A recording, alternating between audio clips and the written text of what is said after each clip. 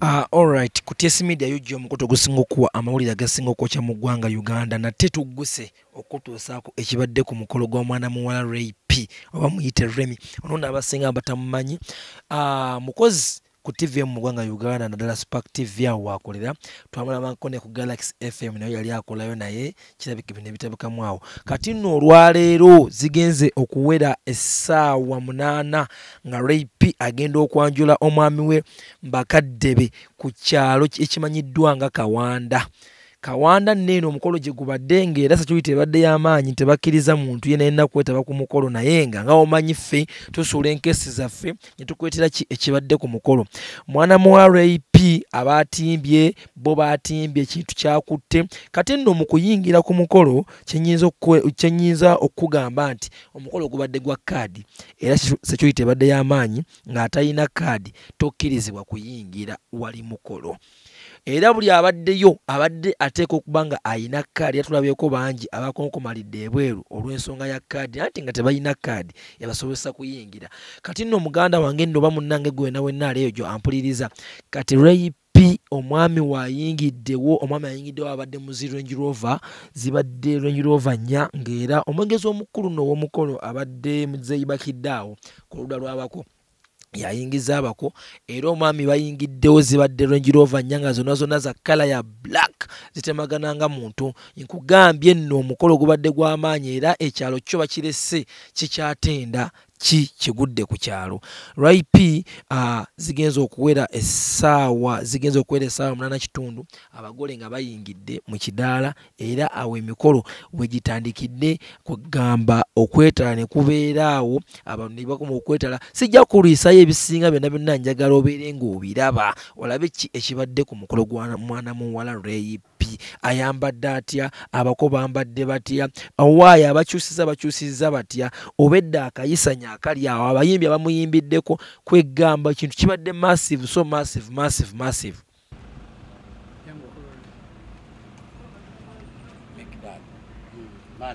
Malik. Tugende. Ye Malik Bindeeba. Ebibuzo tulinze. Abakulu abantu batangazemu omukolo kigwani gwe tuliko ono omukolo gwaki tuli luddawa era kigenda maaso saawa zino. Ekigenda maaso omukolo gwe tuliko gwe gwa mwana muwala Remy omusirange muzukulu wa Kasujja agenda kwanjula mwana munne Malik Bindeeba olunaku olwaleero ku Friday eno gye tuliko tuli Kawanda emibaita kirinya Kanyogoga gye tuzze okwanjulwa mu butongole era olulenzi lumaze okweteekateeka akati naffe twetegekedde ebigambo ebinaayogerwa mu mukolo sobole okulaba nga omukolo gwabwe guvaayo nga bebagusuubira bye bimu kundooza ku bikulu ebyandibadde birowoozebwako ku mukolo. Awo nno munnaye muzeeyi bakiddeawo amaso tubuulira ki kye tuliko ekitututte e Kawanda awo abako n'abagenyi abayite ne batandika okuyingirawo omukolo ogwabadde gutegekeddwa ne ndyoka nkulabira amasanyu okujaganya kwegamba essanyu erya buli muntu lyabadde ayina oba lyabadde ayina eri mwana muwala Ray P okusobola okukyaza omwami we Bindeeba. Bwe tuvudde awo nno nkulabidde abayimbi ab'enjawulo bamuyimbiddeko omubadde abalenzi ba B2C tubalabyeko abo bayimbye abayimbi abakyala bamubeereddewo awo ne ndyoka nkulabira abaana abakyusizza bwe bambadde bugomesi obuli mu kabulu ako egamba omukone gulyoka guvaayo nga gw'amaanyi ebintu bingi ebibadde ku mukolo gwa mwana muwala Ray P bye tasobola kumalayo bannange oba byesasobola batuusaako naye nga gwe kyoba omanyi omukolo guno tugenda tugwogerako mpola mpola nsobole batuusaako kimu ku kimu biki ebyabadde ku mukolo omuko yabadde atya omuko yayambadde atya kubanga omuko tumulabyeko abadde mu kasuuti abadde mu kanzu ye ennungi ey'omuleera ng'ataddeko akakooti kabaddemu oba bamuyita blue ow'amazzi kwegamba simanyi wawe nnyinza tandikira kunnyonnyola naye nga mwana muwala Ray P bw'atyo omukolo gwe we gubadde nga akyaza mwana munne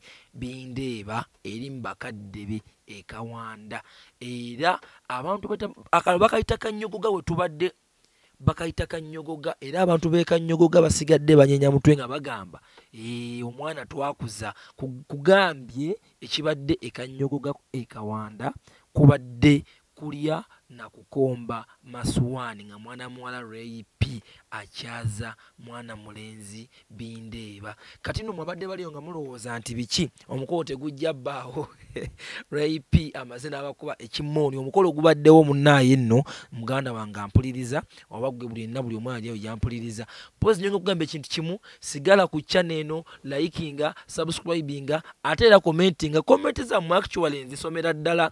Commentinga buli omu ensonga gy'oyagala nja kuba ngikutuusaako mu bujuvu bwayo. On point abaana banyumwe ebyana ebyeru biri mu ndeeri. Guno omukolo gusosinga ogwarema. Gusosinga ogwarema nga we gwali. The collection buli kimu entegeka nga we yali gusosinga ogwarema.